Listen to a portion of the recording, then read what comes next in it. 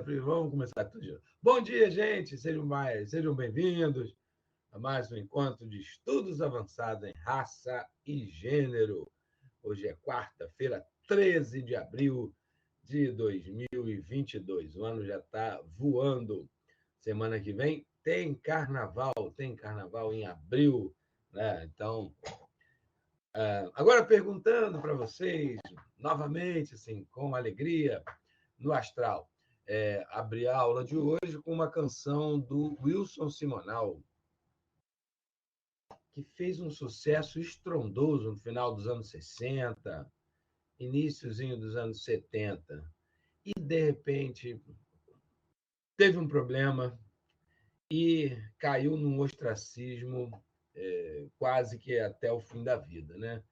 E essa história é uma história de um Brasil, né, intenso, né? Então, daqui a pouquinho eu vou colocar um trailer para vocês, só para aguçar e dar vontade de assistir. Mas pensando nesse arco, né? Num arco meio que do anti-herói. Às vezes a gente tem falado tanto, né, nessas ondas de storytelling, né? Como que se organizam, né, os personagens, as histórias. Geralmente é a redenção do herói, a jornada do herói. E, no caso do Wilson Simonal, essa redenção... Bem, não vou dar spoiler, né? Mas só adianto o seguinte. Se a gente pensa em termos de sucesso, anos 60, 70, vem à mente Roberto Carlos. Sim, o Wilson Simonal estava fazendo mais sucesso do que o Roberto Carlos. Vendia mais discos do que o Roberto Carlos. Os shows eram sensacionais, enfim. Só que, né? Talvez um pouco de soberba, e o quanto a questão racial entrou também no contexto. Enquanto a onda era ascendente, essa questão era apenas um detalhe, mas eu acho que talvez no descendente essa questão, acho que falou mais forte, né? Ou também foi um dos ingredientes, misturado com a questão política da época, né? Então, vou colocar um pedacinho, é um trailer, né, que fala desse filme, e com certeza eu acho que quem não assistiu vai ter vontade de assistir, porque fala muito desse Brasil, dessa história, né, nossa, Brasil, do que convencionamos chamar de MPB. Muito embora antes até do trailer, refletir aqui com vocês. O que significa MPB? Essa sigla, né? O que significa? Música popular brasileira. Isso aí, né, Pedro? Mas o que entendemos como popular? Chico Buarque de Holanda é popular? Caetano Veloso é popular? Gilberto Gil é popular? Foi popular? Né? Não estou criticando, né? Mas pensando isso a partir de um livro que eu li chamado Eu Não Sou Cachorro, Não. Que ele vai colocar, né? Sim, entendo, Pedro. Mas até essa questão, o Paulo César Oliveira, ele escreve esse livro, Eu Não Sou Cachorro, Não. E vai mostrar que a censura, a gente, de certa forma, quando 300 mil artigos sobre a questão, né? A gente tem a sensação de quem foram os músicos que foram censurados durante a ditadura militar, né? Quais os cantores que tiveram suas canções, né, censuradas ou tiveram dificuldades com a censura? O primeiro nome que vem à cabeça é o do Chico Buarque. E, de fato, teve até, em alguns episódios, que criar um pseudônimo para que a música pudesse ser aprovada. Mudou para Julinho da Adelaide e aí a música passou. mas cada vez que tinha Chico Buarque era um problema, né? Então criou-se talvez um mito, né, de que a música popular brasileira, representada por um determinado segmento de cantores, né, teria sido bastante resistente à questão do momento político, né? E isso não é fora da curva. Com certeza, também aconteceu. Mas a quantidade de cantores que aí criaram um outro rótulo, porque em termos de popularidade, eu até entendo, né, Pedro, que você colocou, da onde ela se origina, né? Mas se a gente pensar, boa parte dessa classificado de MPB era uma música meio que originária também da classe média e consumida pela classe média. Música popular, de fato, né? Aí na essência, na quantidade de. Então, é um documentário interessante, importante. Eu já vi várias vezes, tem uma. Enfim, vale a pena. E também se discute, né, o quanto é possível e permitido numa sociedade racista como a nossa, né, alguém fazer sucesso, né, sendo negro, né, o quanto isso também incomodava. A questão, né, da dificuldade ali talvez tenha sido um pouco dessa proximidade, né, ele já adiantando um pouco, ele começa a desconfiar do administrador, né, das suas finanças, e eu acho que ele pede uma dupla lá mais ou menos ligada à ditadura, à tortura, né, que desse um susto nesse contador. E, enfim, mas aí depois, na hora H, não é nada disso, todo mundo tira o corpo fora, e ele acaba sendo, né, acusado, tem um processo, enfim. E no meio musical, no meio artístico, se ele já tinha uma fama aí, acho que talvez a questão acho que foi essa, né? Como ele tinha um jeito meio, às vezes, soberbo de ser, talvez ele tenha, né, criado essa ideia, né, do sucesso acima de tudo, subido a cabeça, né? Ele foi com a seleção brasileira, isso aí ele não fala muito, ali o Pelé fala um pouquinho, né? Mas não isso. No documentário a gente vê bem. Ele chegou até a achar que ia jogar na seleção, né? Enfim, é uma história interessante, né? Enfim, mas ele estava com a delegação do México e fazendo shows à beça lá na Copa de 70, enfim. Então ele ficou muito associado, né, com esse Brasil tropical, abençoado por Deus e bonito por natureza. Música do Jorge Ben, Benjor, atualmente Benjor, né? Jorge Ben, mas encarnava um pouco aquela ideia ali, Brasil ufanista. Então ele acabou ficando meio associado também com a ditadura. E quando veio esse episódio, ele foi condenado, igual lá na Grécia, em Atenas, quando algum cidadão pisava na bola, escrevia o nome dele numa pedra, deixava na praça pública, e ele ficava exilado, né? Caía em ostracismo. Então foi bem esse caminho do Simonal. E não conseguiu resgatar, né? O sucesso que ele teve, nunca mais ele chegou nem, né, a 10% disso, né? Enfim.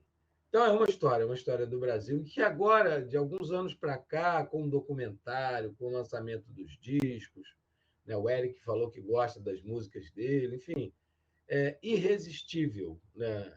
O jeito dele cantar, o balanço, a chamada pilantragem, né? Que é essa associação musical com esse swing, como ele falava, mais champignon, né? Mais.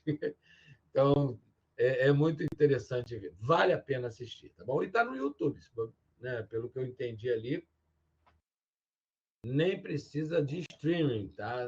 Acho que o documentário inteiro está no YouTube disponível para assistir. Bem, vamos ver, né, aonde estávamos e prosseguir.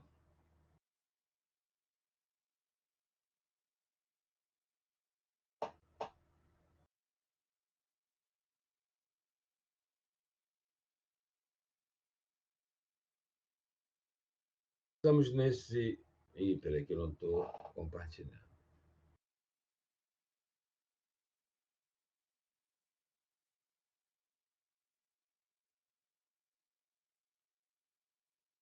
Ok, Isabela, bom dia, seja bem-vinda.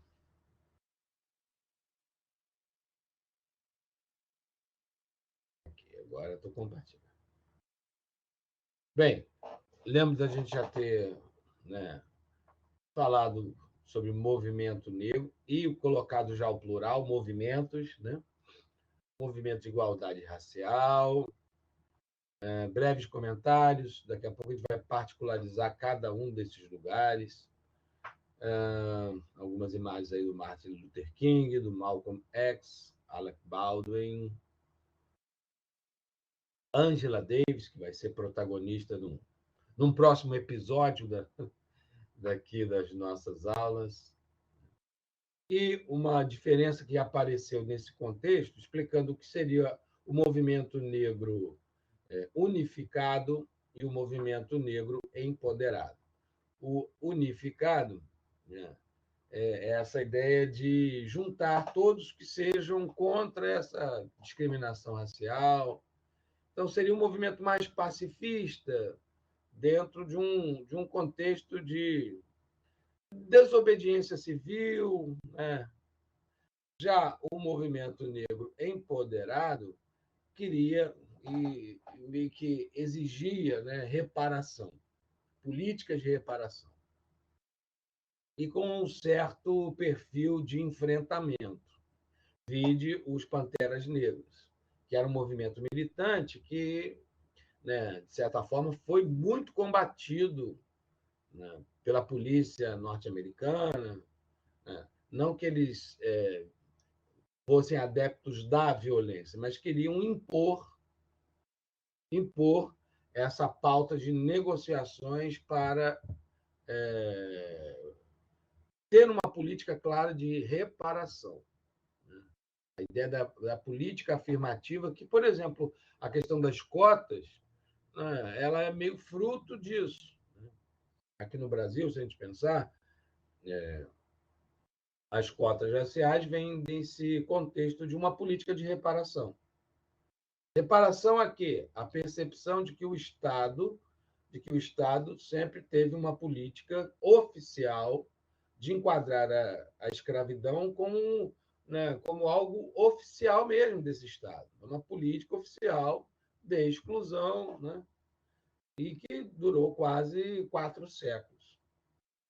E quando aboliu-se a escravidão, não se criou nenhuma inserção social, cultural, né? Os negros eram proibidos de ir para a escola. Alguns decretos, estava, né, tendo uma palestra que eu acompanhei outro dia recentemente, uma pesquisa de um doutorando, né, que fala sobre isso. Né? Ele encontrou documentos no Distrito Federal, no então Distrito Federal, Rio de Janeiro, né? Era a capital da República, né?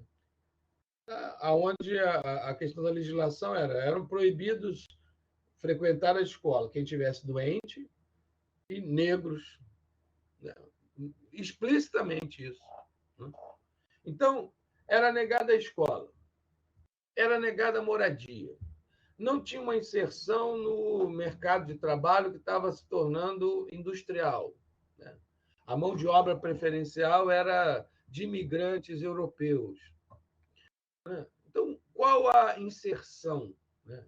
Na questão cultural, no Brasil, pensando aqui, né, o movimento, né, a cultura negra era colocada meio que de lado, escanteada, perseguida. Se tivesse um pandeiro, você ia para a prisão, olha só. Né? Mas por quê? Desde o nascimento no caso da polícia militar, um dos principais pontos era a questão do negro. A polícia militar é meio que criada para ser uma guarda ali próxima à família real, a Dom João, mas uma das funções que ela foi a ela designada era aprisionar negros fugitivos, escravos que fugiam, enfim. Então a polícia, né, tinha um pouco dessa função. Com o fim da escravidão, o principal grupo, foco para repressão, para controle, era dos negros libertos. A perseguição da polícia aos capoeiras, os chamados capoeiras, né? E também a essa coisa do samba, dos sambistas, enfim. A repressão sempre foi muito forte. Agora, você pensa, olha como é complicado, né? Vento. Hoje está muito vento. Olha como é complicado. Não criaram política de inserção trabalhista, moradia, escolaridade. E aí, os que eram, né, abordados sem uma função, sem uma profissão, eram classificados como malandros. Então, não cria-se condições para inserção e, obviamente, né, esse grupo vai ser jogado por uma marginalidade, à margem da sociedade. Não estou falando explicitamente a questão do crime, mas assim, né, à margem. Muitos conseguiam um emprego, por exemplo, na estiva, né, como estivadores no porto do Rio de Janeiro. Enfim. Então, na invisibilidade, nos postos de mais trabalho braçal, então, é como se tivesse passado esse bastão, né, da escravidão para um serviço, né, braçal, pesado e muito mal remunerado. E os que não conseguiam vagas nesses empregos eram taxados de malandros e, às vezes, eram abordados pela polícia, presos. Então, essa é mais ou menos a situação. Né? E os movimentos negros foram buscando essa reflexão, né? Em momentos de ditadura, tanto da era Vargas quanto da ditadura militar, prevaleceu como discurso oficial a ideia, né, da democracia racial, esse mito da democracia racial, que era um discurso que servia, né? Servia ao principal intento. Não vamos discutir sobre o assunto. Durante muito tempo, a questão do racismo no Brasil ela não era discutida. Por quê? Porque não tinha. Dentro dessa perspectiva da democracia racial, né, criou-se essa ideia. Não, que isso? Pô, no carnaval todo mundo se mistura. Ah, mas o que eu sempre coloco, e os outros dias do carnaval? Né? E os outros dias do ano, né, além carnaval? Tem essa mistura? Tem as mesmas oportunidades? Né? Então, a melhor forma que encontraram para não debater o assunto, para não resolver a questão, foi, né, declarar essa ideia da democracia racial. E isso foi marcante na era Vargas, quando surge o livro lá do Gilberto Freire, né, o Casagrande Senzala, retoma com muita força durante a ditadura militar, e é um discurso que está aí presente em alguns espaços. Né? Agora até se licenciou, né? O presidente da Fundação Palmares reproduzia esse discurso. E o deputado Hélio Lopes, que é do Rio de Janeiro, né? Que é negro, né? Era da polícia ou do exército, enfim, e na eleição usou o codinome Bolsonaro, né? Hélio Bolsonaro, e foi um deputado federal bastante votado, fez né, usou a tribuna num 13 de maio, acho que logo assim que, né, tomaram posse, acho que 2019, né? Depois veio a pandemia, né? ficou tudo, né, remoto, né? Em que, bem, esse vídeo eu já passei no ano passado aqui para os alunos. Deixa eu só ver se eu encontro. Eu acho que ele está na Fundação Palmares.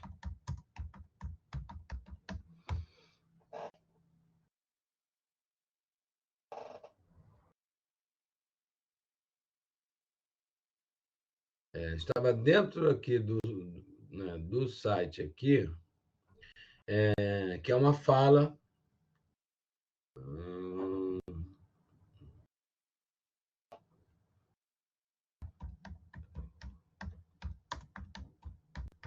Deixa eu ver se está aqui.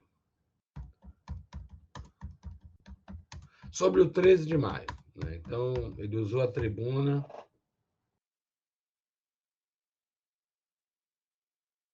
Aqui, ó.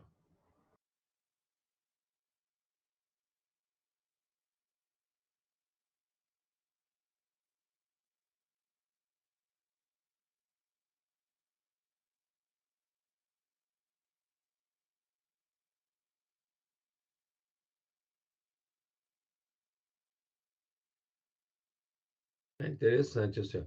Discurso não proferido pelo deputado federal Hélio Lopes, 13 de maio de 2020, que confere o discurso não proferido. Né? Interessante ter aqui também o não proferido. Tem aqui o proferido, né? Aqui, né, no dia 13 de maio de 2021.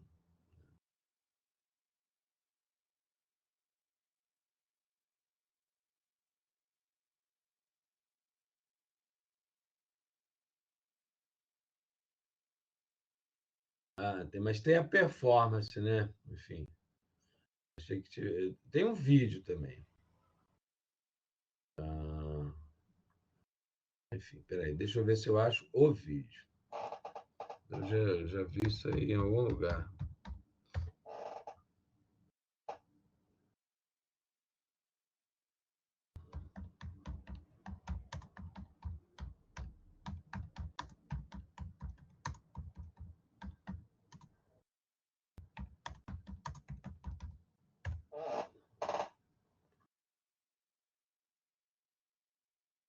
Aqui, ó.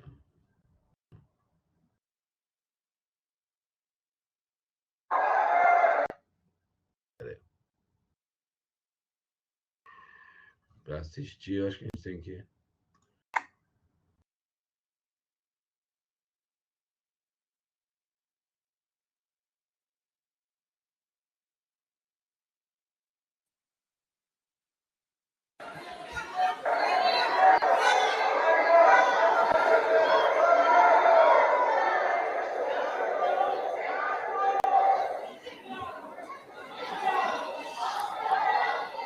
Senhor presidente, senhores parlamentares, deputada Benedita da Silva, a qual, através dela, devemos parabenizar a todos presentes aqui na sessão solene. Não precisa de falar que eu sou negro.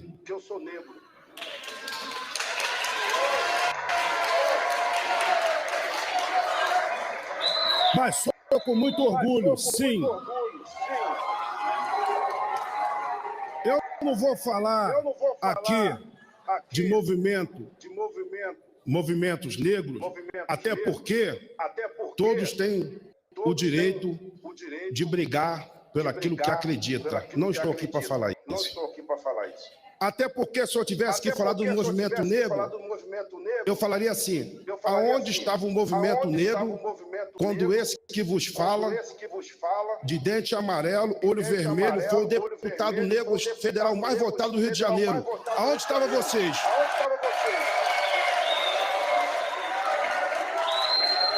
Faço questão de receber aqui e temos a facilidade da internet. Porque se ele chegar a falar aqui, ó, quando você ganhou a eleição, eu postei aqui, parabenizando. Mas me deixa tranquilo, até porque eu não me sinto representado pelo movimento negro. Eu me sinto representado por branco, por negro, por mulato, por todos que votaram em mim. Todos que votaram em mim. Já? Meus amigos, sem a consciência limpa, a liberdade é utopia. Antes de ser negro, antes de que a pessoa seja branca, somos todos brasileiros. Todos brasileiros.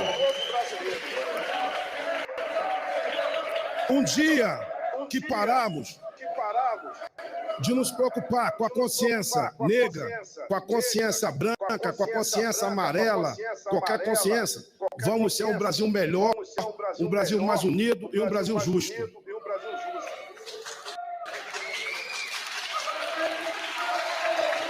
Não adianta aqui, numa data de hoje, gente, dia 13, eu respeito a professora de História, Thalita, que ela sabe que eu respeito.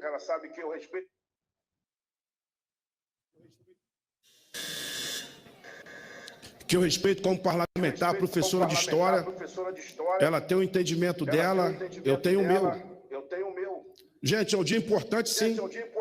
Se um dia, 13 de maio, que foi assinada a Lei Áurea, se o pessoal não ficar feliz, pô, parece que estão lutando para continuar escravos. Eu não entendo, pô. Eu não entendo. Teve a lei do ventre livre. Teve várias leis, gente. Eu não estou aqui só para falar da princesa Isabel, que já foi falado. Eu estou aqui como negro, colocando meu ponto de vista. Onde está o crime nisso? Onde está o crime? Eu nunca cheguei para uma deputada ou parlamentar da oposiição, temos divergência de ideia. Deixei de respeitar como pessoa. Eu nunca cheguei para falar mal do movimento negro. Gente, está na hora de a gente se conscientizar para botar esse Brasil para frente, mudar a cara do país, pô. Temos que preocupar com a educação, preocupar com o trabalho, preocupar com a saúde. E para isso aí, Jair Messias Bolsonaro foi eleito e vai ser o melhor presidente do Brasil.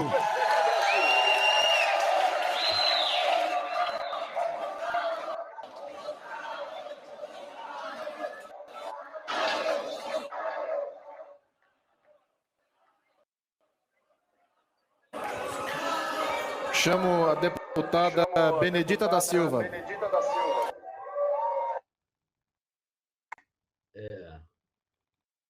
Bem, tem um outro vídeo, mas então esse foi o mais recente, né? Ali já tem um pouco de confronto, né?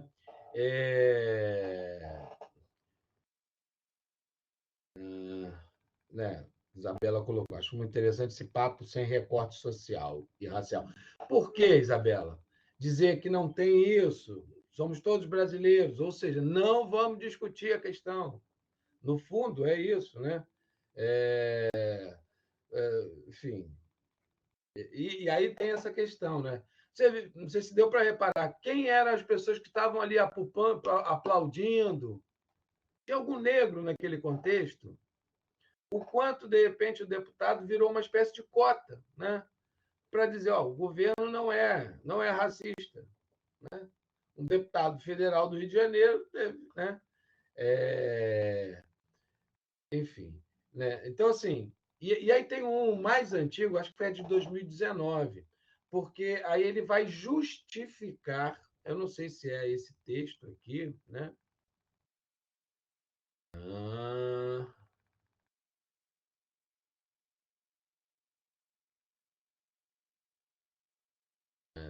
Então, deixa eu ver aqui o texto, vou compartilhar com vocês. Espera aí.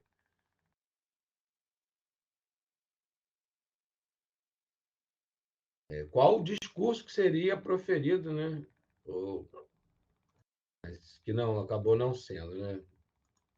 Ali ele ficou difícil de sair, né? Mas o discurso seria mais ou menos, esse. Entendo que cada homem e cada mulher deve ser compreendido e pensado como fruto do seu tempo. Se pensarmos o passado com a cabeça do presente, não seremos capazes de compreender as pessoas de acordo com sua época. Pelo contrário, encontraremos espanto, desprezo e muitas vezes ódio e rancor pelo nosso passado e nossa história. um comentário breve. De fato, o anacronismo ele é um pecado histórico, né? Julgar personagens do passado com os conceitos e o olhar do presente, né? Tá? Então, alguém o instruiu a escrever dessa forma, né? Bem, por isso, penso que os 388 anos de escravidão de negros e indígenas no Brasil, não com os olhos de um homem do século XXI, os vejo como homens dos seus séculos, reconhecendo as mazelas causadas por esse período nas futuras gerações, mas engrandecendo a força e resignação de diversos heróis patriotas e cristãos na luta por condições melhores a todos os brasileiros. E sabendo que a causa da escravidão não foi racial, mas se deu pelo fato de os índios estarem sendo dizimados pelas doenças e o negro estar adaptado aos trabalhos braçais nos trópicos. Então, o deputado Hélio Lopes justifica a escravidão e tira o peso da questão racial, né? Por que foram os negros? Porque estavam acostumados a trabalhos braçais. Aonde? Aonde que eles estavam já adaptados? Estavam adaptados em que condições? Condições de homens livres, que vieram espontaneamente, né? Ou foram, né, trazidos nesse tráfico transatlântico. Vejo que esses homens e mulheres foram mudando sua forma de pensar. O português do século XV não viu o negro como os portugueses do século XIX, mesmo porque os primeiros haviam acabado de passar por 700 anos de subjugo aos mouros, povo do norte da África, ou seja, negro. Ele está falando que os portugueses, né, tiveram uma invasão dos muçulmanos, né? Enfim, já inverteu, ou seja, então os portugueses, pelo que está querendo dizer aqui, foram escravos dos muçulmanos durante 700 anos. Bem, então vamos lá. A propósito, as invasões e guerras realizadas por países muçulmanos na Europa culminou com a escravidão dos eslavos, de onde vem o termo escravo, de fato. Isso aí, né, é incontestável, né? Mais uma vez apontando que a escravidão não é uma questão racial. Aqui eu acho que ele tem um descompasso, porque essa ideia do eslavo como escravo vem lá da antiguidade, desde o Império Romano, né? Situar aqui nos países muçulmanos, enfim, eu acho que essa aula de história aí, de repente tem que ver quem é o professor de história. No século XIX, boa parte dos negros no Brasil já eram livres. Liberdade muitas vezes adquiridas através de compras de alforria pelos próprios negros ou através de batalhas judiciais, como as travadas por Luiz Gama. E não poucas as vezes decorrentes de relações afetivas entre os cativos e seus senhores, ou mesmo temor a Deus, expresso nos testamentos de muitos senhores que, ao fim da vida, concediam a liberdade a seus escravos. Bons exemplos dessas consequências são os próprios bandeirantes, que, em geral, eram filhos de senhores de escravos com suas escravas, o mestiço.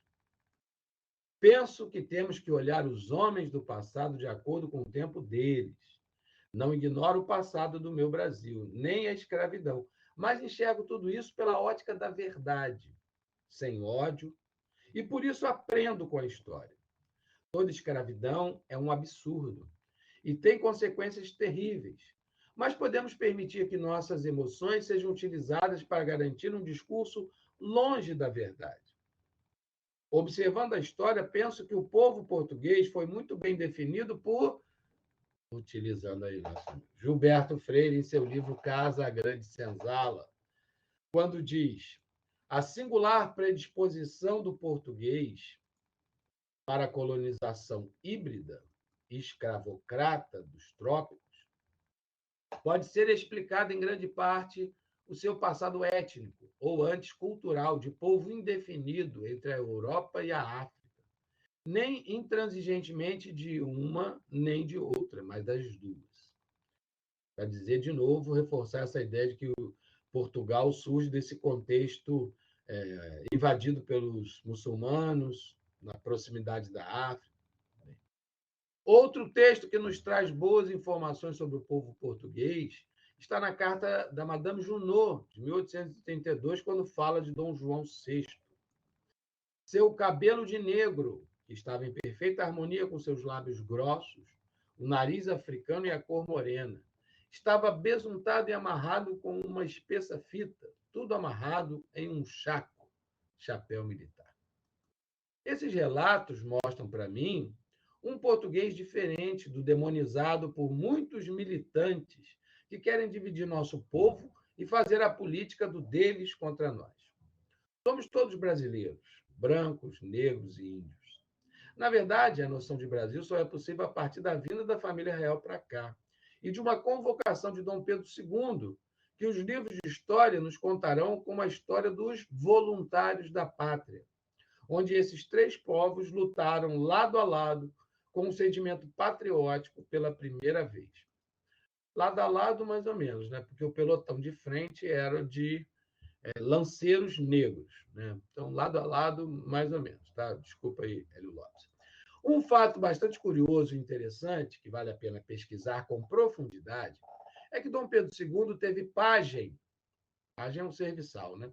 Chamado Rafael, que era um homem negro. Esse pajem de Dom Pedro II o acompanhou durante toda a sua vida.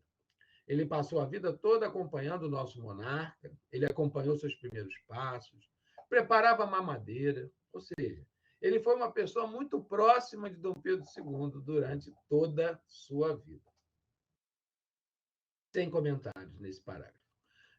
Quem prepara mamadeira é muito amigo, realmente, né? As babás, vide as babás, que são muito amigas das crianças. Enfim. Bem, portanto, aprendo que estamos nesse país juntos, construímos essa pátria juntos e devemos continuar erguendo o presente e o futuro juntos, sem rancor ou ódio, pela cor da pele, seja ela branca, preta ou parda. Os 133 anos do fim da escravidão nos ensinaram que pretos, brancos e pardos são brasileiros e querem um Brasil melhor. Princesa Isabel, ao assinar a Lei Áurea, criou um marco civilizatório para a nossa nação. Mandou um recado: queremos um Brasil livre e melhor. E hoje um preto parlamentar fala nesta casa e para este Brasil. Queremos nos libertar do ódio, do rancor e da mentira com nossa história.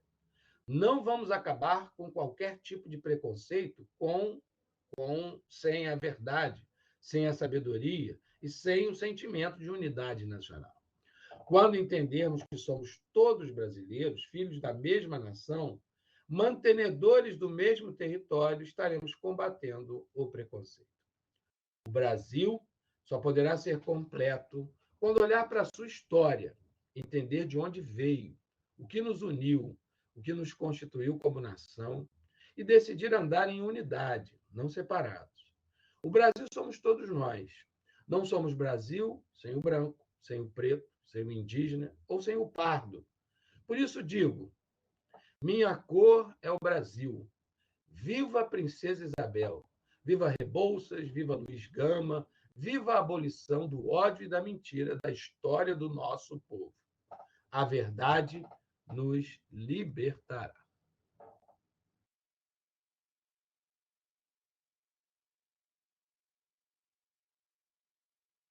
Fico sem palavras para um discurso desse.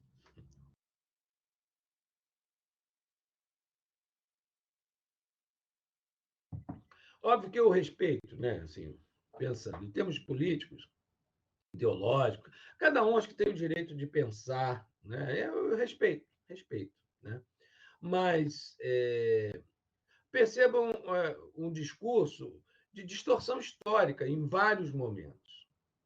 Toda guerra de narrativas que a gente tem visto em vários campos meio que querem reescrever a história. Esse discurso é um discurso importantíssimo para a gente entender como é possível tentar né, desconstruir alguns pontos e propor um novo olhar, né? A partir, talvez, né, Rosélio está colocando ali, o norte da África é tão negro assim, Marrocos, né, essa região, enfim, né? Tem negros, óbvio, né, faz parte do contexto, né? Mas esse apregoar que Portugal, a região de Portugal, foi, né, foi dominada ali pelos mouros, né? E isso levou, ou seja, 700 anos de escravidão em Portugal, né? Enfim, então é uma história interessante, né, que está sendo contada aí, que justifica, ou seja, várias tentativas de justificar, por exemplo, louvar os bandeirantes como grandes brasileiros, grandes patriotas, é bastante discutível, né? Então, assim, várias questões colocadas ali, eu acho que distorcem. Ser, né, favorável à ideia, né, do respeito à Princesa Isabel, não, respeitamos a Princesa Isabel, mas eu acho que a história está muito mais próxima dessa não inclusão do que o que ele tentou ali, né, dizer, né, justificar, enfim. E aí o seguinte, o que penso é que, e aí invoca Gilberto Freire, uma passagem ali que não me define muito, né, essa ideia da democracia racial, né? Mas assim, percebo que tem uma questão que é tentar novamente, né? E se esse projeto continuar mais tempo, é possível que tentem reescrever a história. Já comentei com vocês que quem aprova os livros didáticos que são espalhados pelo Brasil inteiro é o MEC. Então, né, o MEC é um espaço político. A gente acabou de ver aí, né? E a quem está sendo. Qual o grupo de pressão ali dentro do MEC, né? Então, assim, para tentar reescrever a história, é só ter alguém que produziu esse discurso, por exemplo, aprofundar e, de repente, a história da escravidão. Se a gente pega alguns livros didáticos lá da época da ditadura militar, não se debatia a questão da escravidão. Só colocava os mesmos marcos que ele colocou. A lei do ventre livre, falou brevemente, né? Como algo positivo. Ou a lei do sexagenário, ele não falou, mas quem conseguia passar dos 60 anos como escravo no Brasil, trabalhando, sobretudo nos espaços rurais, né? Então, assim, foram leis muito mais pela pressão externa para tentar. E alguns senhores iam se livrando, digamos assim, da responsabilidade pelos escravos. O escravo que passava dos 60 estava muito prejudicado, conseguia chegar. E aí ele ficava sem lugar, né? Sem inserção social, sem moradia, então muitos acabavam ficando por ali mesmo, né? Tá? Então, é momento de refletir, né? De pensar. Só para a gente voltar aqui nos slides, estou aqui né? Bem,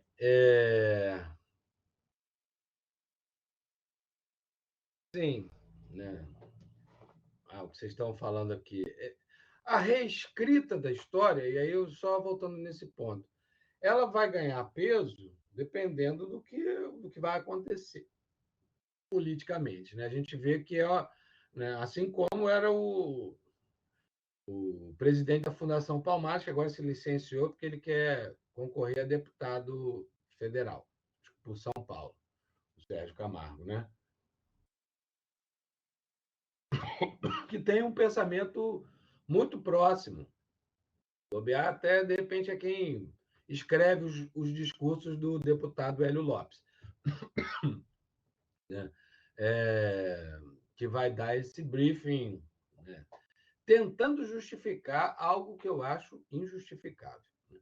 A luta pelo 20 de novembro era para tentar tirar essa ideia do 13, porque o 13 de maio passa a questão subserviente, né?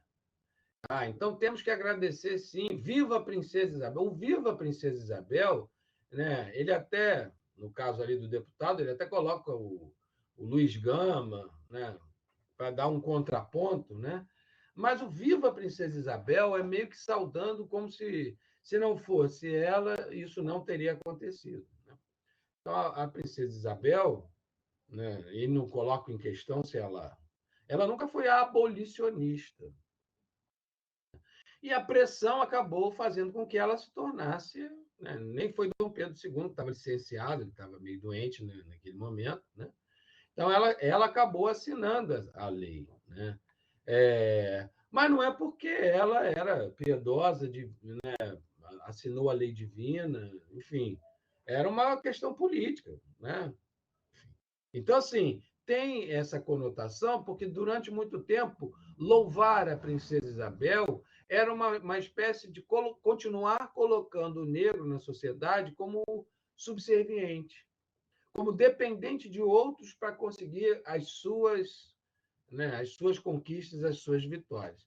O 20 de novembro, né, tudo é questão simbólica, né? Tudo, né, é mais para ser um exemplo de orientação e liderança. Colocar na figura de Zumbi a ideia de um líder de um quilombo, um território meio livre, que não iam só escravos fugidos, mas também indígenas, muçulmanos, enfim, parece que tinham de tudo, né, em Palmares, e, sobretudo, criar uma comunidade autônoma, né, com agricultura de subsistência, que começou a produzir em quantidade, que começou a vender produtos para os seus entornos. Talvez tenha sido a grande questão o porquê do quilombo ter sido destruído. Por quê? Porque oferecia um outro modelo possível para a região nordestina, fora da ideia do latifúndio, do controle político, militar dos grandes fazendeiros, dos grandes senhores de engenho. Então, assim, o problema era esse: por que tinha que acabar com o Quilombo de Palmares, parecido com por que tiveram que acabar com o Arraial de Canudos? Porque eram modelos diferentes da forma que estava sendo organizado no Brasil desde a sua colonização. Poucos eram cidadãos, poucos eram os donos das terras. E cada dono tinha terra aberta. Quando a gente viaja, às vezes a gente vê um pouco as cercas, né? Os arames farpados, tudo tem dono, né? Tem arame farpado, assim, uns boizinhos lá pastando, mas aí você olha, gente, né? Porque tem dono, né?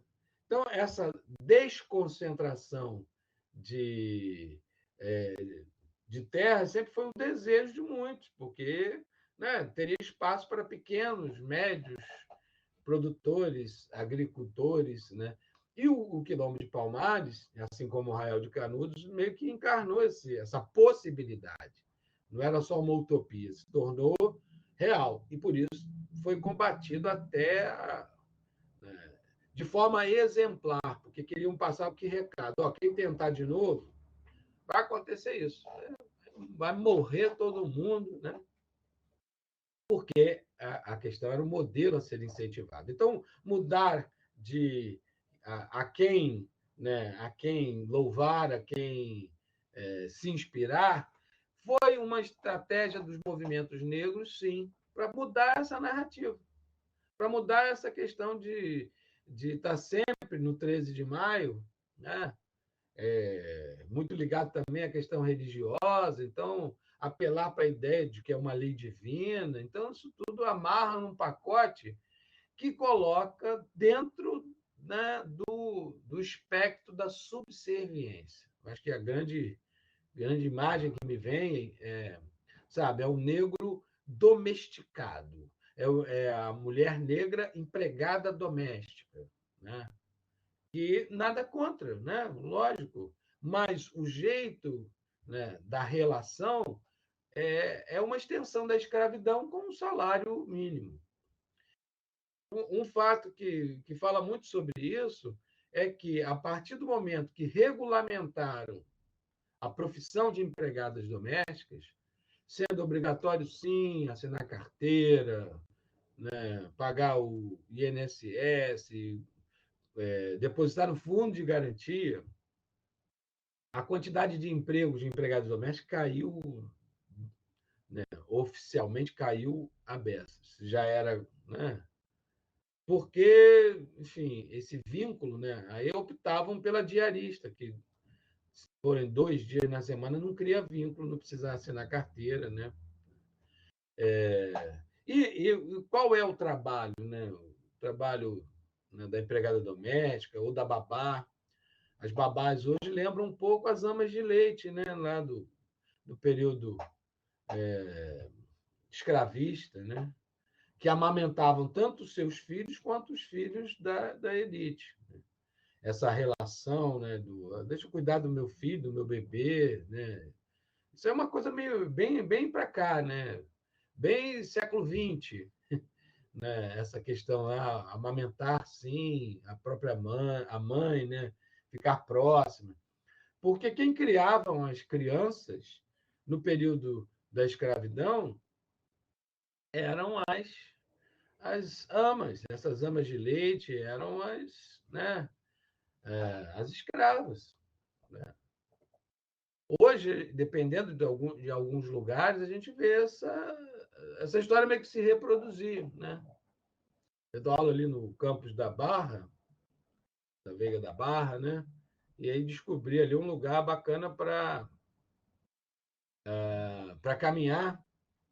E caminho, né? Enfim, tem um mangue ali no meio, aí tem os edifícios de um lado, aí tem até umas barquinhas para atravessar, né? Então, são os condomínios ali da Barra, né? Parte desses condomínios.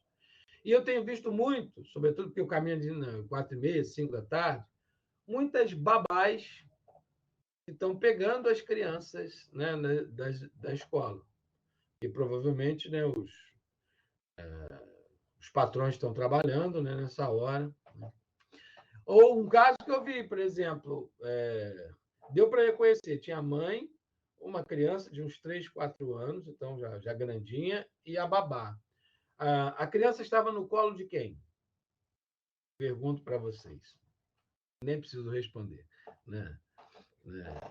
Quem que estava levando a criança, né, no colo? Né?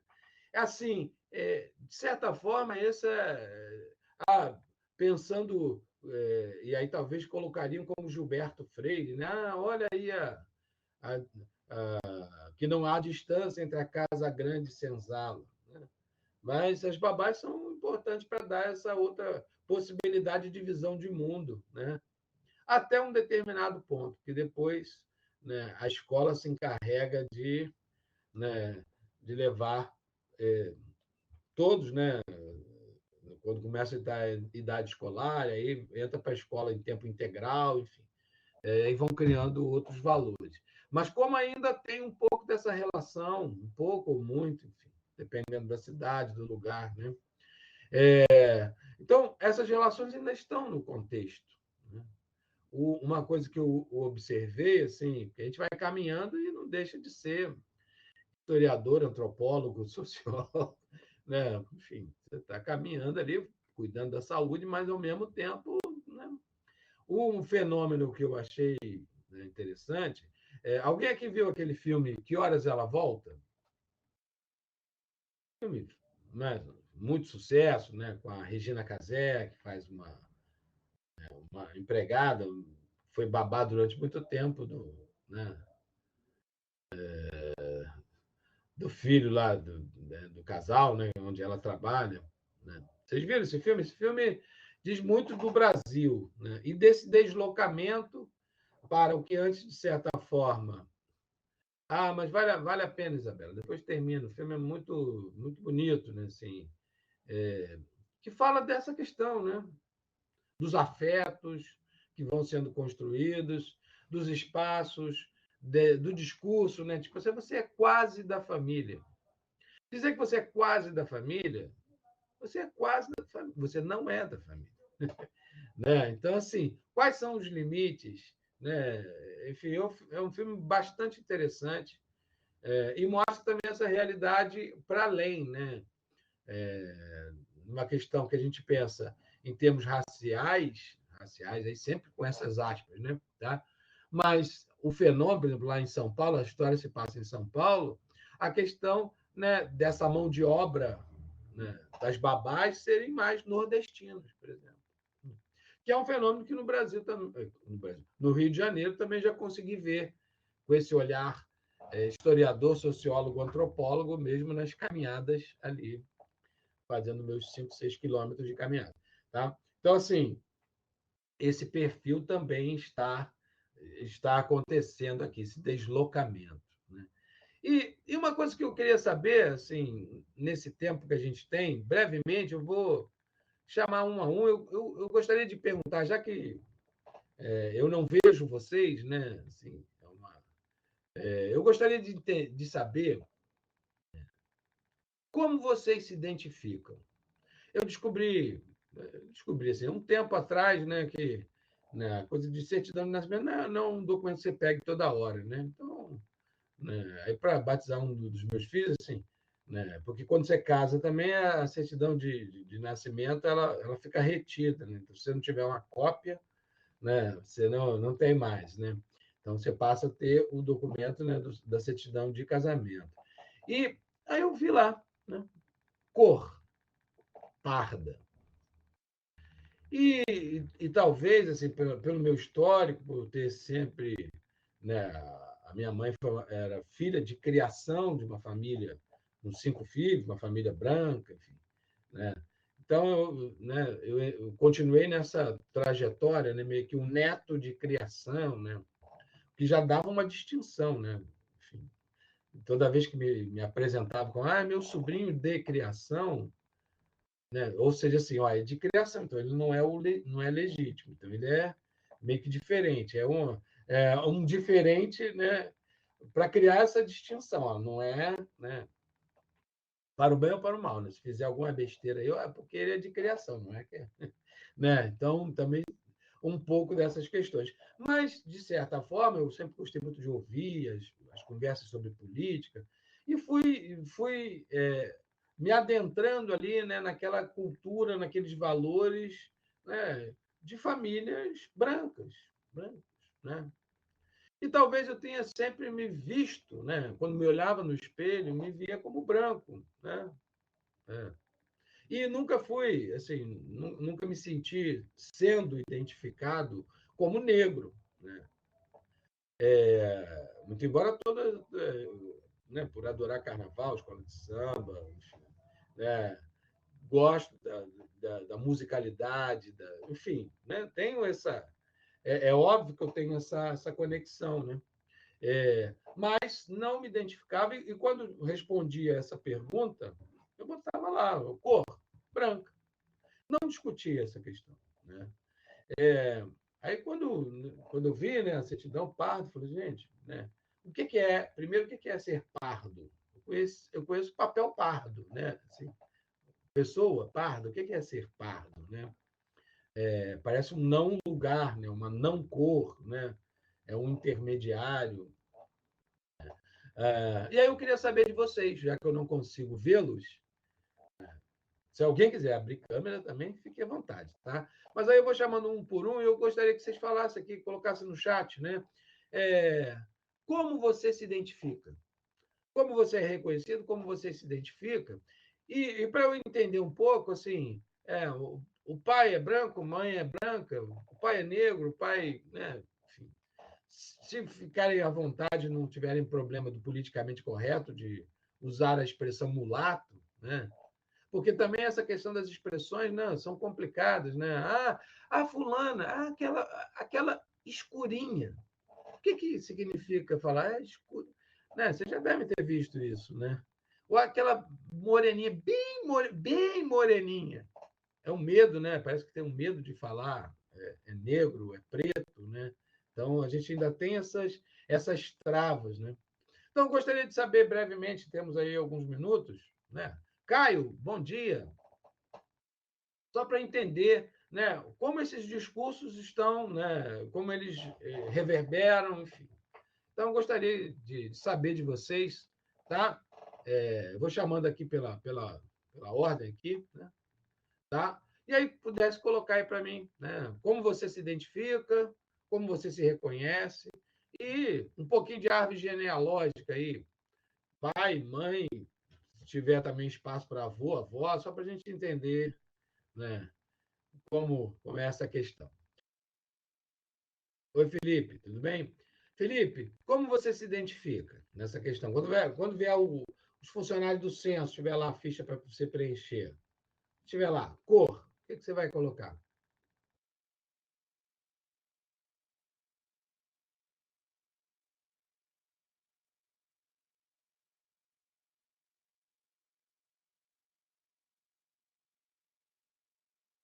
Se identifica como branco. E seus pais? Pai, mãe, avós, todos são brancos, se identificam também como tal?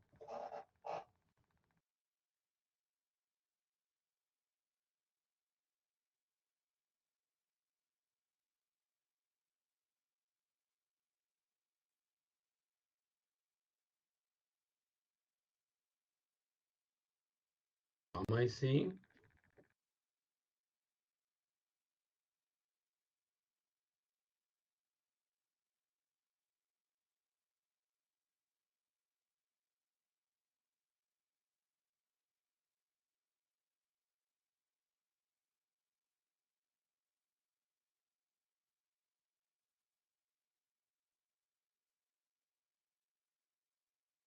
Né?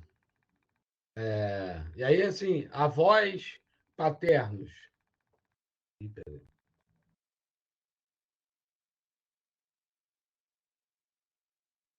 Vocês me escutam? Eu tô no ar?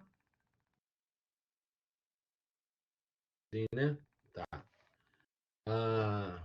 Então, Felipe, depois me dá esse retorno aí. Em relação aos seus avós, já que você tem essa questão, né? Você nunca perguntou, né?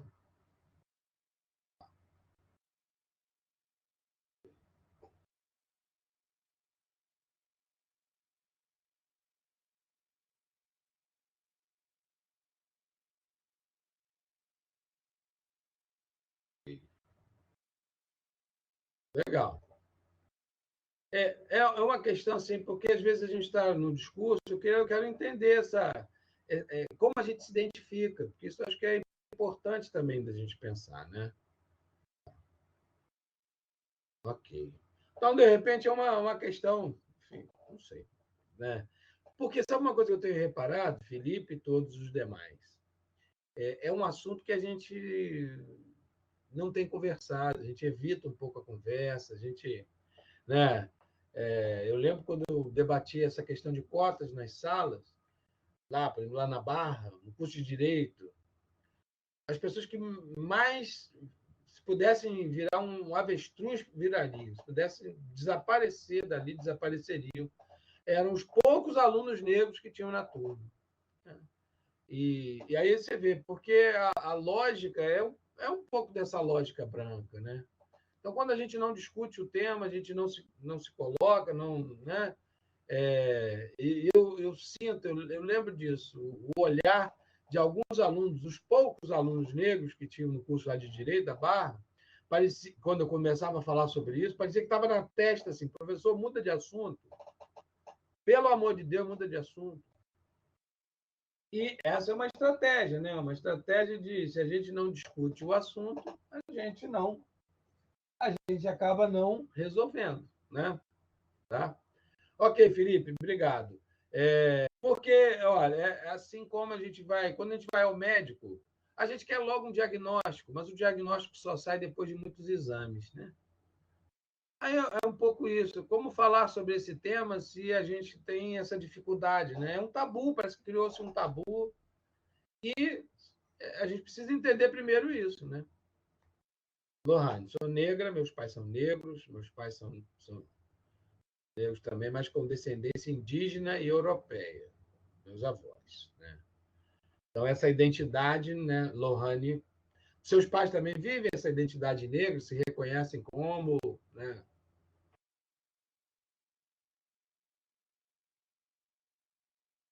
Porque isso também é outro fenômeno, né, que a gente percebe, é que a cultura, né? Ah, tá. Pode ligar.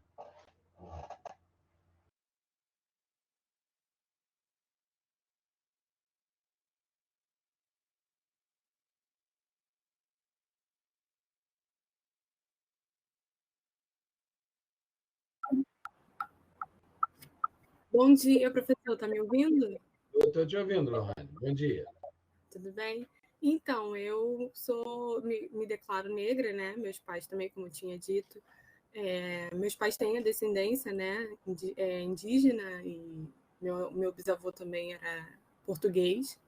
Só que eu já me declarei parda, justamente por ter uma pele mais clara que a dos meus pais. Não tinha esse conhecimento na época, né? Até porque meu pai mesmo me declarava parda, né? Justamente por falava que eu tinha pele mais clara. E no documento dele, como o senhor falou, né? Identidade que a gente quase não pega, né? Um documento que a gente quase não para dar uma olhada. No documento dele, ele é declarado pardo. Mas eles se declaram, tanto minha mãe quanto meu pai se declaram negros. E é um assunto que a gente debate bastante, né? Até porque a gente vê bastante coisa assim na televisão e tenho amigos também que ainda têm essa dúvida, né, de saber se são negros ou se são pardos. É um assunto que a gente quase não debate, como o senhor falou, que a gente tem medo de falar se é negro ou se é pardo e ser julgado por isso, né? Enfim, eu acho que no resumo é isso aí. Ok. Obrigado aí, Lohane, pela participação, né? Porque, assim, por que eu estou colocando isso, sabe, gente? Para a gente. Porque às vezes a gente teoriza muito, é muito fácil, né, entre aspas, falar sobre situações, nos Estados Unidos, no Brasil, sempre dessa forma genérica, mas o que é o Brasil? O Brasil somos nós todos aqui.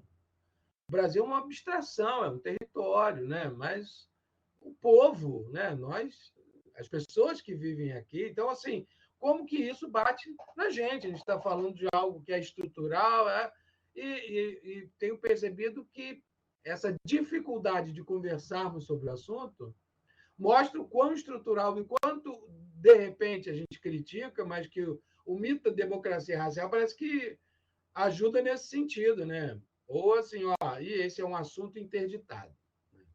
Melhor não falarmos sobre isso. Exatamente. Então, Exatamente por isso que a gente usava, né? Ou alguns lugares, né, ainda se usa o termo morena, mulata.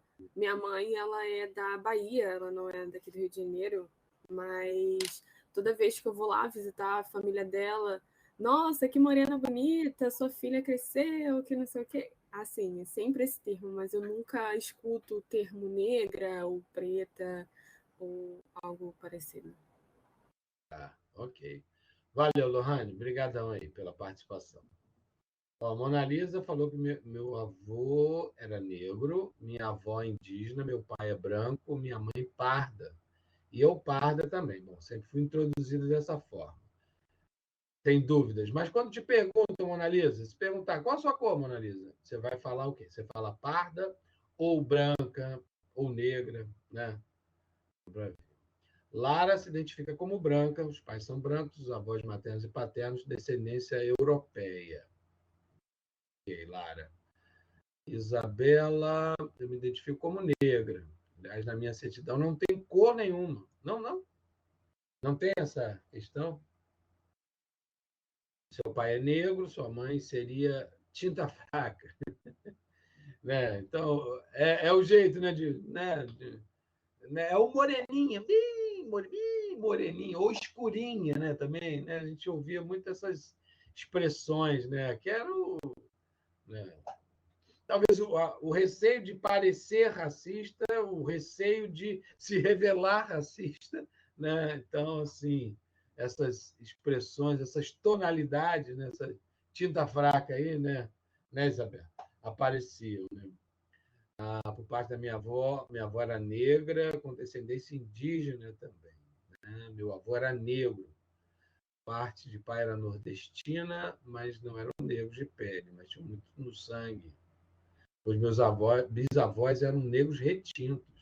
Eu me descobri negra quando entrei para a escola, pela forma que me tratavam diferente. O quanto, né, a nossa sociedade tem esse olhar, né? Porque o padrão, né? O padrão sempre foi o padrão de beleza branco, né?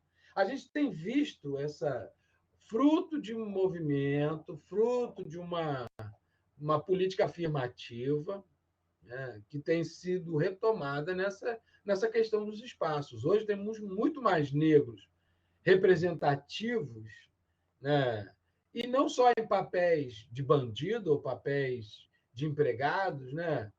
Enfim, isso tem mudado um pouco.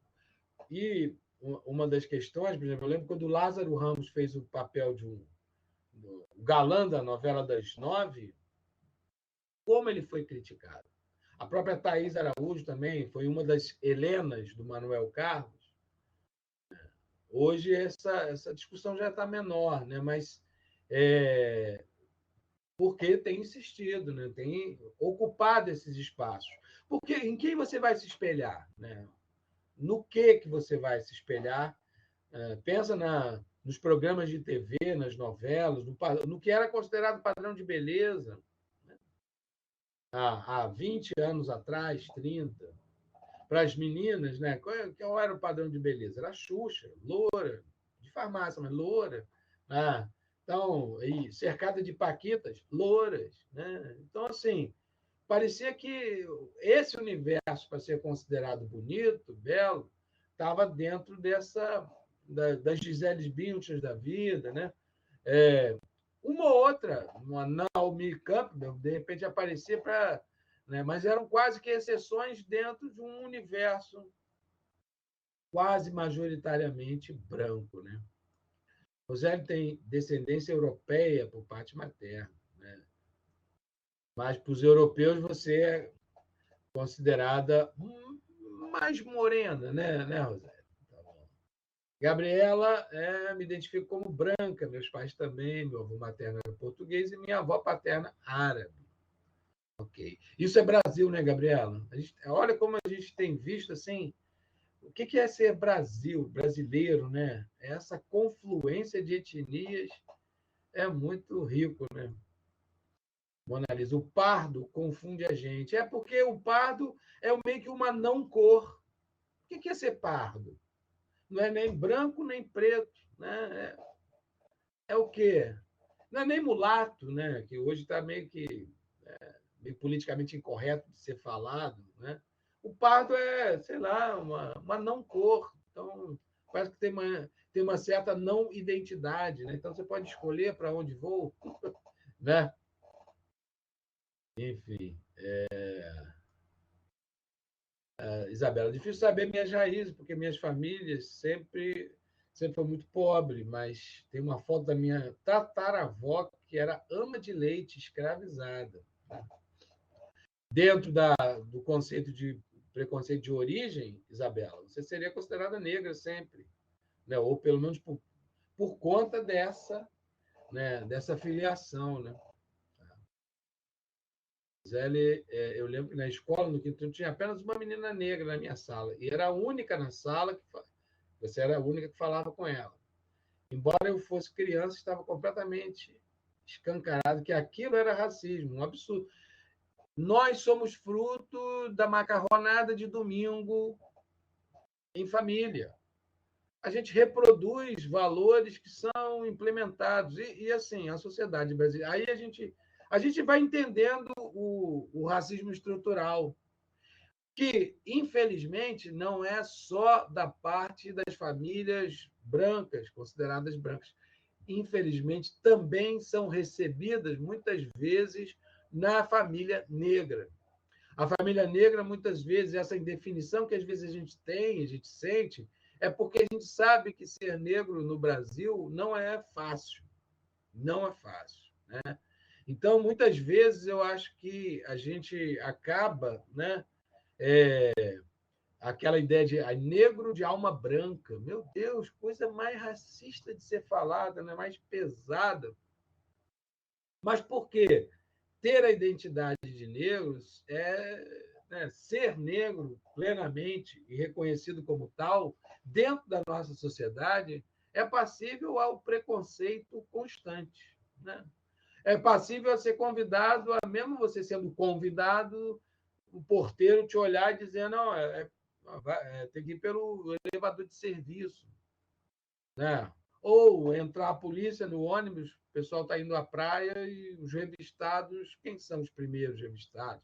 Então, ser negro não é fácil, não é fácil, né? Nesse sentido. Na hora da entrevista, né, para o emprego. Então, assim, isso tudo, né, revela, né, o que na macarronada de domingo se conversava, né? E isso que das crianças, né? É difícil, né? É muito difícil, Isabela fala, porque não é ensinada a consciência racial às crianças. A gente acaba tendo que se virar conforme as coisas vão acontecendo, conforme os preconceitos vão acontecendo. E geralmente dá mais revolta do que, né? Porque é uma questão de educação mesmo, né? Quando inseriram a obrigatoriedade do ensino da história da África, afro-brasileira, era para corrigir essas distorções, mas a gente vê que nem sempre o obrigatório acaba sendo utilizado. Né? Aliás, o único feriado contestado no Brasil é o 20 de novembro. Tem muita gente, muitas cidades que falam não tem negros na minha cidade, então não vou comemorar essa data. Né? Dandara falou, Rosélia, é a primeira vez que eu sofri racismo, tive consciência disso. Eu tinha 5 anos, foi na escola. É a mesma escola, não, né, gente? Mas, né, isso é. As crianças falaram claramente que eu não poderia brincar, porque era mais escura que todo mundo. Maria Eduarda me identifico como parda, meu pai é negro, minha mãe parda. Meus avós, tanto paternos quanto maternos, tinham descendência indígena e africana. Isso aí, até onde eu sei. Meus bisavós, por serem escravos na época, não tinham documentação e fugiram dos senhores de engenho e vieram para o Rio de Janeiro. Tem história, né, Maria Eduarda? Interessante. Né? Essa questão de como a gente se identifica é importante para a gente entender e como a gente se impacta com essas narrativas. Né? O quanto a gente compreende, o quanto a gente teoriza, o quanto a gente se afasta, o quanto a gente se aproxima, o quanto a gente sente na pele. Né? Tá? Bem. Bom dia, professor. Está me ouvindo? Eu estou te ouvindo, Lohane. Bom dia. Tudo bem? Então, eu me declaro negra, né? Meus pais também, como eu tinha dito. Meus pais têm a descendência, né, indígena, e meu bisavô também era português. Só que eu já me declarei parda, justamente por ter uma pele mais clara que a dos meus pais. Não tinha esse conhecimento na época, né? Até porque meu pai mesmo me declarava parda, né? Justamente por falava que eu tinha a pele mais clara. E no documento dele, como o senhor falou, né? Identidade que a gente quase não pega, né? Um documento que a gente quase não para dar uma olhada. No documento dele, ele é declarado pardo. É declarado pardo. Mas eles se declaram, tanto minha mãe quanto meu pai se declaram negros. E é um assunto que a gente debate bastante, né? Até porque a gente vê bastante coisa assim na televisão. E tenho amigos também que ainda têm essa dúvida, né? De saber se são negros ou se são pardos. É um assunto que a gente quase não debate, como o senhor falou, que a gente tem medo de falar se é negro ou se é pardo e ser julgado por isso, né? Enfim, eu acho que, no resumo, é isso aí. Ok. Obrigado aí, Lohane, pela participação. Né? Porque, assim, por que eu estou colocando isso, sabe, gente? Para a gente. Porque às vezes a gente teoriza muito, é muito fácil, né, entre aspas, falar sobre situações, nos Estados Unidos, no Brasil, sempre dessa forma genérica, mas o que é o Brasil? O Brasil somos nós todos aqui. O Brasil é uma abstração, é um território, né? Mas o povo, né? Nós, as pessoas que vivem aqui. Então, assim, como que isso bate na gente. A gente está falando de algo que é estrutural, e tenho percebido que essa dificuldade de conversarmos sobre o assunto mostra o quão estrutural e quanto, de repente, a gente critica, mas que o mito da democracia racial parece que ajuda nesse sentido, né? Ou assim, e esse é um assunto interditado. Melhor não falarmos sobre isso. Exatamente. Então, Exatamente por isso que a gente usava, né? Ou alguns lugares, né, ainda se usa o termo morena, mulata. Minha mãe, ela é da Bahia, ela não é daqui do Rio de Janeiro, mas toda vez que eu vou lá visitar a família dela, nossa, que morena bonita, sua filha cresceu, que não sei o quê. Assim, é sempre esse termo, mas eu nunca escuto o termo negra ou preta ou algo parecido. Ok. Valeu, Lohane. Obrigadão aí pela participação. A Mona Lisa falou que meu avô era negro, minha avó indígena, meu pai é branco, minha mãe parda. E eu parda também. Bom, sempre fui introduzido dessa forma. Tem dúvidas. Mas quando te perguntam, Mona Lisa, se perguntar qual a sua cor, Mona Lisa, você vai falar o quê? Você fala parda, ou branca, ou negra, né? Lara se identifica como branca, os pais são brancos, os avós maternos e paternos, descendência europeia. Ok, Lara. Isabela, eu me identifico como negra. Aliás, na minha certidão não tem cor nenhuma. Não. Não tem essa questão. Seu pai é negro, sua mãe seria tinta fraca. Né? Então, é o jeito, né? É o moreninha, bem moreninha, ou escurinha, né? Também, né? A gente ouvia muito essas expressões, né? Que era né? Talvez o receio de parecer racista, o receio de se revelar racista, né? Então, assim, essas expressões, essas tonalidades, né? Essa tinta fraca aí, né, Isabel?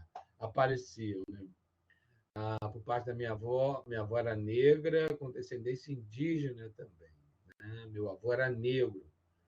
Parte de pai era nordestina, mas não eram negros de pele, mas tinham muito no sangue. Os meus bisavós eram negros retintos. Eu me descobri negra quando entrei para a escola, pela forma que me tratavam diferente. O quanto, né, a nossa sociedade tem esse olhar, né? Porque o padrão, né? O padrão sempre foi o padrão de beleza branco, né? A gente tem visto essa fruto de um movimento, fruto de uma política afirmativa, né, que tem sido retomada nessa questão dos espaços. Hoje temos muito mais negros representativos, né, e não só em papéis de bandido ou papéis de empregados, né? Enfim, isso tem mudado um pouco. E uma das questões, por exemplo, eu lembro quando o Lázaro Ramos fez o papel de um galã da novela das 9, como ele foi criticado. A própria Thaís Araújo também foi uma das Helenas do Manuel Carlos. Hoje essa discussão já está menor, né? Mas porque tem insistido, né? Tem ocupado esses espaços. Porque em quem você vai se espelhar? Né? No que você vai se espelhar? Pensa nos programas de TV, nas novelas, no que era considerado padrão de beleza, né? Há 20 anos atrás, 30. Para as meninas, né? Qual era o padrão de beleza? Era a Xuxa, loura, de farmácia, mas loura. Né? Então, cercada de paquitas, louras. Né? Então, assim, parecia que esse universo, para ser considerado bonito, belo, estava dentro das Gisele Bündchen da vida, né? Uma ou outra, uma Naomi Campbell, de repente aparecia para... Né? Mas eram quase que exceções dentro de um universo quase majoritariamente branco. Né? Roseli tem descendência europeia por parte materna, né? Mas para os europeus você é considerada mais morena, né Roseli? Tá bom. Gabriela, me identifico como branca, meus pais também, meu avô materno era português e minha avó paterna árabe. Ok. Isso é Brasil, né, Gabriela? Olha como a gente tem visto assim, o que é ser Brasil, brasileiro, né? Essa confluência de etnias é muito rico, né? Mona Lisa, o pardo confunde a gente. É porque o pardo é meio que uma não cor. O que é ser pardo? Não é nem branco nem preto, né? É o quê? Não é nem mulato, né? Que hoje está meio politicamente incorreto de ser falado, né? O pardo é, sei lá, uma não cor. Então, parece que tem uma certa não identidade, né? Então, você pode escolher para onde vou, né? Enfim, Isabela, difícil saber minhas raízes, porque minhas famílias sempre foi muito pobre, mas tem uma foto da minha tataravó que era ama de leite escravizada. Dentro do conceito de preconceito de origem, Isabela, você seria considerada negra sempre, né? Ou pelo menos por conta dessa filiação, né? Zé, eu lembro que na escola, no quinto, tinha apenas uma menina negra na minha sala, e era a única na sala você era a única que falava com ela. Embora eu fosse criança, estava completamente escancarado que aquilo era racismo, um absurdo. Nós somos fruto da macarronada de domingo em família.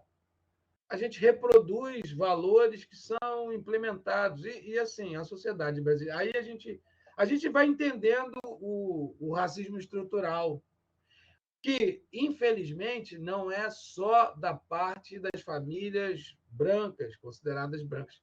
Infelizmente, também são recebidas, muitas vezes, na família negra. A família negra, muitas vezes, essa indefinição que às vezes a gente sente, é porque a gente sabe que ser negro no Brasil não é fácil. Não é fácil, né? Então, muitas vezes, eu acho que a gente acaba, né? Aquela ideia de negro de alma branca. Meu Deus, coisa mais racista de ser falada, né? Mais pesada. Mas por quê? Ter a identidade de negros ser negro plenamente e reconhecido como tal, dentro da nossa sociedade, é passível ao preconceito constante. Né? É passível a ser convidado, mesmo você sendo convidado, o porteiro te olhar e dizer: não, tem que ir pelo elevador de serviço. Né? Ou entrar a polícia no ônibus, o pessoal está indo à praia e os revistados, quem são os primeiros revistados? Então, ser negro não é fácil, não é fácil, né? Nesse sentido. Na hora da entrevista, né, para o emprego. Então, assim, isso tudo, né, revela, né, o que na macarronada de domingo se conversava, né? E isso que das crianças, né? É difícil, né? É muito difícil, Isabela fala, porque não é ensinada a consciência racial às crianças. A gente acaba tendo que se virar conforme as coisas vão acontecendo, conforme os preconceitos vão acontecendo. E geralmente dá mais revolta do que, né? Porque é uma questão de educação mesmo, né? Quando inseriram a obrigatoriedade do ensino da história da África, afro-brasileira, era para corrigir essas distorções, mas a gente vê que nem sempre o obrigatório acaba sendo utilizado. Né? Aliás, o único feriado contestado no Brasil é o 20 de novembro. Tem muita gente, muitas cidades que falam: não tem negros na minha cidade, então não vou comemorar essa data. Né? Dandara falou: Rosélia, a primeira vez que eu sofri racismo, tive consciência disso. Eu tinha 5 anos, foi na escola. É a mesma escola, não, né, gente? Mas, né, isso é. As crianças falaram claramente que eu não poderia brincar, porque era mais escura que todo mundo. Maria Eduarda me identifico como parda. Meu pai é negro, minha mãe parda. Meus avós, tanto paternos quanto maternos, tinham descendência indígena e africana. Isso aí, até onde eu sei. Meus bisavós por serem escravos na época, não tinham documentação e fugiram do senhor de engenho e vieram para o Rio de Janeiro. Tem história, né, Maria Eduarda? Interessante. Né? Essa questão de como a gente se identifica é importante para a gente entender e como a gente se impacta com essas narrativas. Né? O quanto a gente compreende, o quanto a gente teoriza, o quanto a gente se afasta, o quanto a gente se aproxima, o quanto a gente sente na pele. Né? Tá? Bem, agora a hora já deu uma estourada, né? A Isabela fala, mas o mais louco, professor, é que aqui no Brasil a miscigenação foi tão forte que temos um pouco de qualquer lugar. Minha tataravó era africana, negra, retinta, e era muçulmana, sobrenome Tajaribe. Minha família tem um nariz bem árabe, mesmo, acho o máximo. Brasileiro, né? Eu já falei isso, a gente cabe em qualquer foto de passaporte, a gente... Né? E isso poderia nos orgulhar, mas não sei se a gente se orgulha disso, né? Dessa feijoada étnica que nós somos. Né? Falta um pouco de consciência das pessoas de não fazerem com os outros o que não gostariam que fizessem com elas. Minha mãe sempre falou abertamente sobre isso em casa, professor. Ok. Né? Mas algumas famílias não falam, né, Dandara? Algumas famílias têm esse bloqueio, têm essa dificuldade, né? Isso seria muito importante mesmo ser conversado, né, para criar essa casca, né, esse enfrentamento. Né? Ok. Bem, Maria Eduarda, depois dá para escrever essa história aí, eu acho que tem. Bacana, a gente precisa partilhar essas histórias. Né? Aliás, o nosso segundo trabalho, eu acho que ele pode caber isso. Né? O que eu proponho são histórias fictícias ou não. A gente podia criar um painel, né, dessas histórias, quem somos nós, nossas árvores genealógicas, pensar nisso. Né? Aí, para aquele segundo trabalho, aquele lá mais de entrega final, que gera podcast, que gera fotonovelas, a gente podia, de repente, pensar em cima dessa questão. Né? Quem sou eu, como me identifico, minha família, minha árvore genealógica. Bem, não deu espaço para ouvir todo mundo, algumas pessoas falaram, outras quero descobrir se estão aí mesmo ou se estão ligam a aula e vão ver Netflix e me deixam falando sozinho aqui, né? Espero que não. Bem, um abraço para todos, vou abrir lá a lista de presença.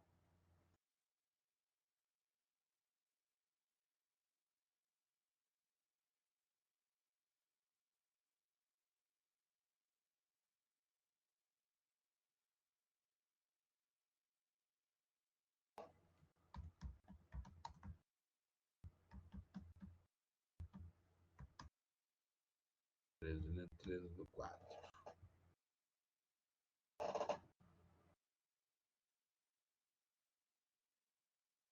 Beleza, então é só colocar aí, colocar o ok lá na lista de presença.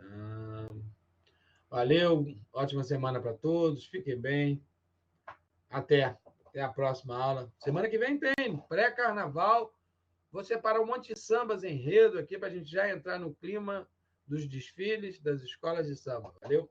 Coloquei lá um link, um vídeo, tá? Se alguém se interessar, é um livro novo que eu estou lançando aí em breve sobre os carnavais dos anos 80, escola de samba, política, cultura.